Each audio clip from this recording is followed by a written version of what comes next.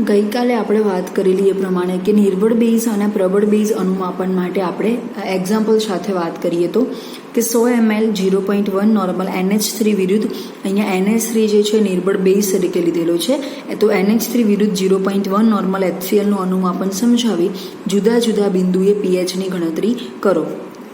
તો અહીંયા શરૂઆતની જે pH છે એ અથવા તો 0.0 ml 0.1 નોર્મલ HCl ઉમેરતા pHમાં શું ફેરફાર થાય છે એની કેલ્ક્યુલેશન સૌથી પહેલાં આપણને આપેલી છે. તો શરૂઆતની pH અથવા તો 0.0 ml 0.1 નોર્મલ HCl ઉમેરતા pHની ગણતરી, તો એના માટે કેબીનું મૂલ્ય આપણને લગભગ 1.82 × 10⁻5 આપેલું છે અને PKB is equal two -log KB.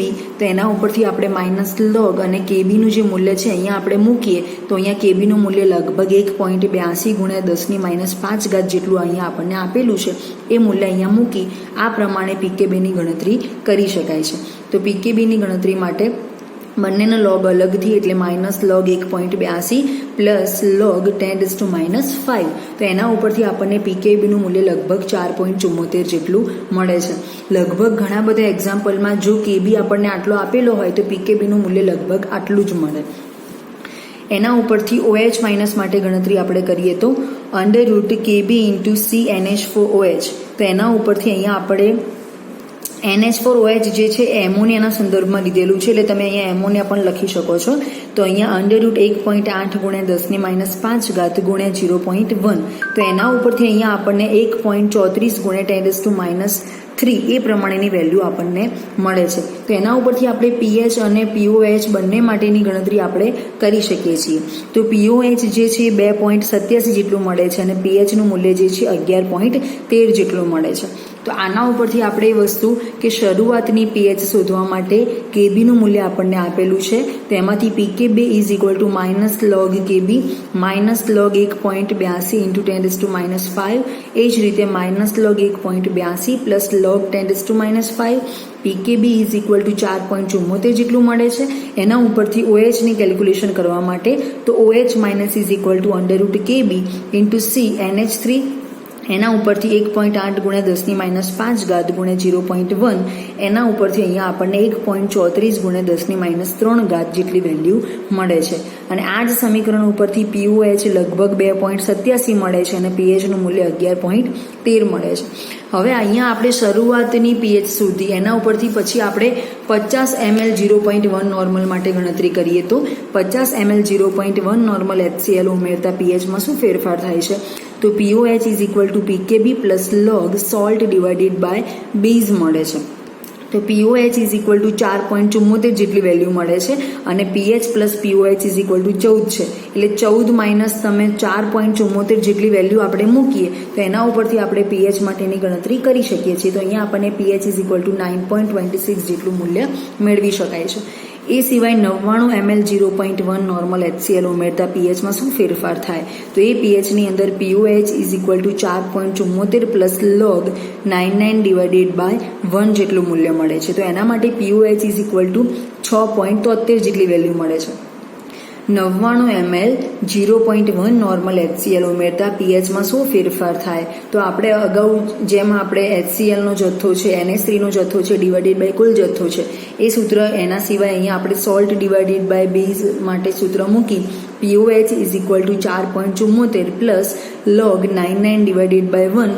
POH is equal to 6.73, pH is equal to 14 - 6.73 અને pH ઇઝ ઇક્વલ ટુ 7.27 જેટલું મૂલ્ય આપણને મળે છે. તો અહીંયા આપણે 3 પ્રકારની કેલ્ક્યુલેશન કરી, જેમાં શરૂઆતની pH લીધેલી છે, પછી 50 ml માટે pH લીધેલી છે અને 99 ml માટેનો pHનો ફેરફાર લીધેલો છે.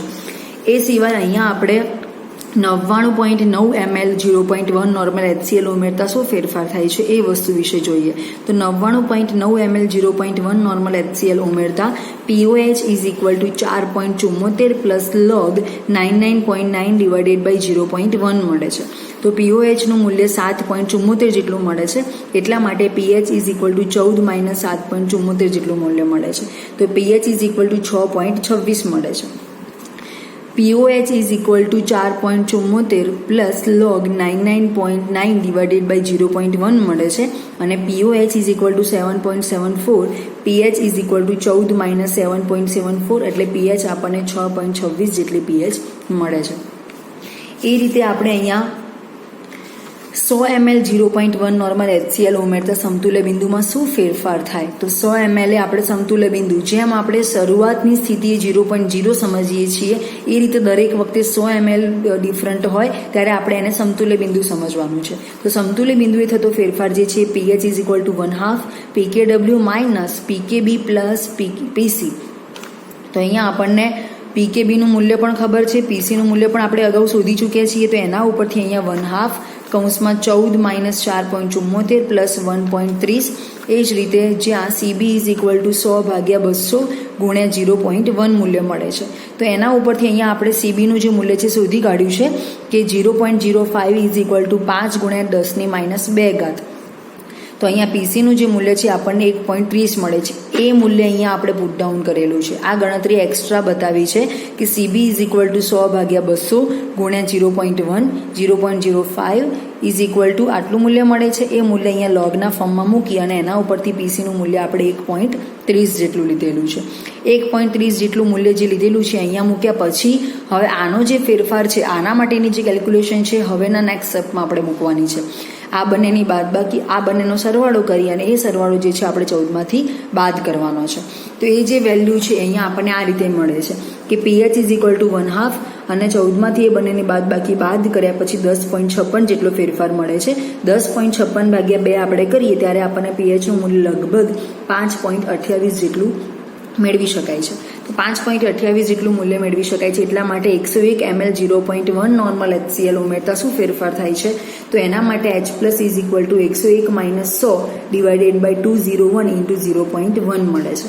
તો H plus is equal to 4.97 ગુણ્યા 10⁻4 મળે છે. એ જ રીતે pH is equal to minus log 4.97 into 10⁻4 આ વેલ્યુ અહીંયા આપણે મૂકેલી છે. તો એના ઉપરથી આપણને pHનું મૂલ્ય 3.30 જેટલું મળે છે. ફરી એકવાર વાત કરીએ તો કે 101 ml 0.1 નોર્મલ HCl ઉમેરતા શું ફેરફાર થાય? તો એના માટે H plus is equal to 101 minus 100 divided by 201 into 0.1. અહીંયા આપણે બધા એક્ઝામ્પલ 0.1 નોર્માલિટી મોલારિટી વાળા જોયા છે, પણ ઘણી વખતે એક્ઝામ્પલ કોઈ એવું પણ પૂછાઈ શકે કે જેમાં નોર્માલિટી મોલારિટી ચેન્જ કરીને પણ તમને આ પ્રકારના પ્રશ્નો પૂછાઈ શકે છે. તો અહીંયા H plus is equal to 4.97 ગુણ્યા 10⁻4 મળે છે.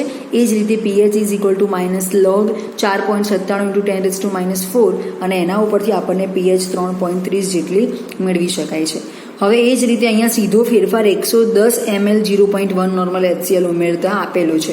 એના બદલામાં અહીંયા આપણે 101.1નો ફેરફાર લઈને પણ ગણતરી કરી શકીએ છીએ. તો અહીંયા 110 ml 0.1 નોર્મલ HCl ઉમેરતા શું ફેરફાર થાય છે? તો H plus is equal to 110 minus 100 divided by 210 ગુણ્યા 0.1 મોલર 1 નોર્માલિટી અને H plus is equal to 4.76 ગુણ્યા 10⁻3 મળે છે. ફરી એકવાર જોઈએ કે 110 ml 0.1 નોર્મલ HCl ઉમેરતા H plus is equal to 110 minus 100 divided by 210 into 0.1 normality H plus is equal to 4.76 ગુણ્યા 10⁻3 મળે છે. તો એના ઉપરથી અહીંયા આપણે આગળની કેલ્ક્યુલેશન જોઈએ તો કે pH is equal to minus log 4.76 ગુણ્યા 10⁻3 મળે છે. તો pH ઇઝ ઇક્વલ ટુ 2.32 આ પ્રકારે, એટલે pH is equal to minus log 4.76 into 10⁻3 મળે છે. એના માટે અહીંયા આપણને pH ઇઝ ઇક્વલ ટુ 2.32 જેટલું મૂલ્ય મળે છે. તો આ જે વાત કરી આપણે એ જે વાત છે એ અહીંયા એક્ઝેક્ટ નિર્બળ બેઝ અને પ્રબળ એસિડના અનુમાપન માટેની વાત છે, જેમાં આપણે શરૂઆતની pH માટે ગણતરી કરીએ છીએ, 50 ml માટે ગણતરી કરી, 99 ml માટે ગણતરી કરી, એના પછી આપણે 99.9 ml માટે ગણતરી કરી, એના પછી 100 ml એટલે કે સમતુલ્ય બિંદુ માટે કેલ્ક્યુલેશન કરી, એના પછી 101 mlમાં શું ફેરફાર થાય છે, એ જ રીતે 110 mlમાં શું ફેરફાર થાય છે, અને લાસ્ટમાં આપણને pHનું મૂલ્ય લગભગ 2.32 જેટલું મળે છે. અત્યાર સુધી આપણે જે વાત કરીએ પ્રબળ એસિડ, નિર્બળ બેઝ અને પ્રબળ બેઝમાં ઓલ્ટરનેટિવ જે ફેરફાર થાય છે એ વિશે આપણે વાત કરી છે. હવે એક નવા ટોપિક ઉપર આપણે જઈએ છીએ, જેનું એક્ઝેક્ટલી પોલીપ્રોટિક. અત્યાર સુધી આપણે જે વાત કરી એસિડ બેઝ અનુમાપનો વિશે વાત કરેલી છે, તો એમાં પોલીપ્રોટિક એસિડનું અનુમાપન યોગ્ય ઉદાહરણ લઈ અને સમજાવો, અથવા તો એવું પૂછાય કે પોલી સમતુલ્ય એસિડનું અનુમાપન પ્રબળ બેઝ વડે સમજાવો. આ ક્વેશ્ચન મોસ્ટ આઈએમપી છે, ઘણી વખતે ઓલ્ટરનેટિવ એક્ઝામમાં પૂછાઈ શકે છે. તો પોલી સમતુલ્ય એસિડનું અનુમાપન પ્રબળ બેઝ વડે સમજાવો. તો એના માટે અહીંયા આપણને એક્ઝામ્પલ આપ્યું છે કે 25 ml 0.5 મોલર H3PO4, જેને ફોસ્ફોરિક એસિડ તરીકે ઓળખવામાં આવે છે, તો 25 ml 0.5 મોલર H3PO4નું અનુમાપન 0.5 મોલર NaOH વડે સમજાવો. તો એના માટે પહેલાં આપણને આયનીકરણ સમજાવ્યું છે કે અહીંયા H3PO4 જે છે એનું આયનીકરણ આ પ્રકારે થાય છે. તો એમાં પહેલાં H++ H2PO4- મળે છે. એ દરમિયાન K1નું મૂલ્ય 7.5 × 10⁻³ મળે છે. એ રીતે H2PO4 માટે H++ HPO4- મળે છે. એ દરમિયાન K2નું મૂલ્ય 6.2 × 10⁻8 મળે છે. એ જ રીતે અહીંયા HPO4 માટે H++ PO4- અને એ દરમિયાન K3નું મૂલ્ય જે છે 4.8 × 10⁻13 મળે છે. આ ત્રણેય મૂલ્યો આ પ્રમાણે K1, K2 અને K3 H3PO4ના આયનીકરણ દરમિયાન આપણને મળતા હોય છે. તો અહીંયા એના ઉપરથી PK1 માટેનું મૂલ્ય, PK2 માટેનું અને PK3 માટેનું મૂલ્ય શોધેલું છે. તો PK1 માટે -log 7.5 × 10⁻³ મળે છે. એ રીતે PK1નું મૂલ્ય 2.12 મળે છે. PK2 માટે -log 6.2 × 10⁻8 જે અહીંયા લીધેલું છે.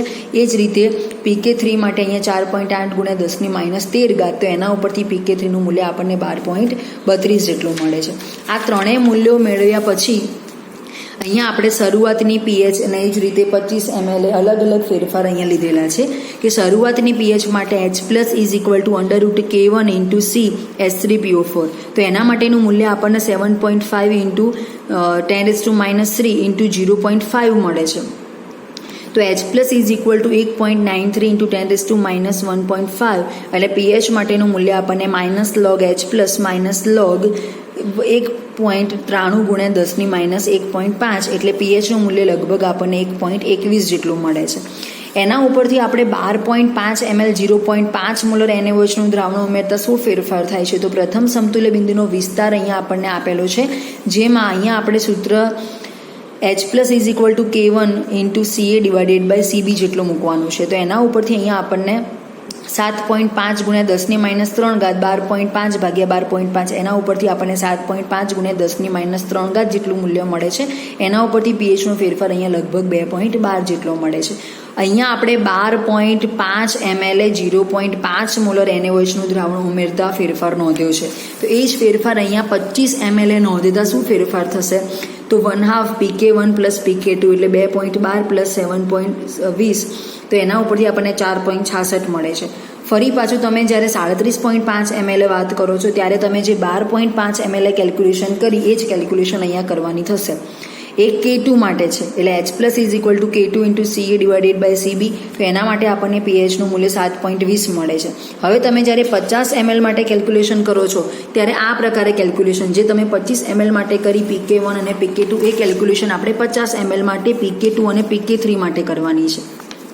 તો એ pH = 1/2 PK2 + PK3 માટે એટલે 7.20 + 12.32 એટલે pHનું મૂલ્ય લગભગ આપણને 9.76 મળે છે. અને 62.5 માટે ફરી પાછું તમે જે 12.5 માટે ગણતરી કરી 37.5 માટે ગણતરી કરી એ કેલ્ક્યુલેશન આમાં બતાવવાની છે કે H+ = K3 × CA/CB. H+ = 4.8 × 10⁻13. pH = 12.32. 75 ml 0.5 molar NaOH ઉમેરતા એટલે કે આપણું તૃતીય સમતુલ્ય બિંદુ જે છે એને મેળવવા માટે આપણે pH = 1/2 PKW + PK3 - PC. તો અહીંયા PKWનું જે મૂલ્ય છે એ આપણે મૂકવાનું છે, એ પ્રમાણે PK3 અને -PCનું મૂલ્ય મૂકવાનું છે. તો સૌથી પહેલાં અહીંયા આપણે PCમાં જે કયું મૂલ્ય આપણે મૂકવાનું છે એની ગણતરી કરવાની. પહેલાં PCની ગણતરી કર્યા પછી આ બેની કેલ્ક્યુલેશન તો આપણા જોડે છે જ. PKW માટે આપણે 14 લઈએ છીએ અને PK3ની ગણતરી આપણે અહીંયા કરી ચૂક્યા છીએ જે 12.32 મળે છે. તો અહીંયા પહેલાં C માટેની કેલ્ક્યુલેશન કરવા માટે CPO4- માટે આપણને આ પ્રકારની કેલ્ક્યુલેશન મળે છે જેનું મૂલ્ય લગભગ 0.90 મળે છે.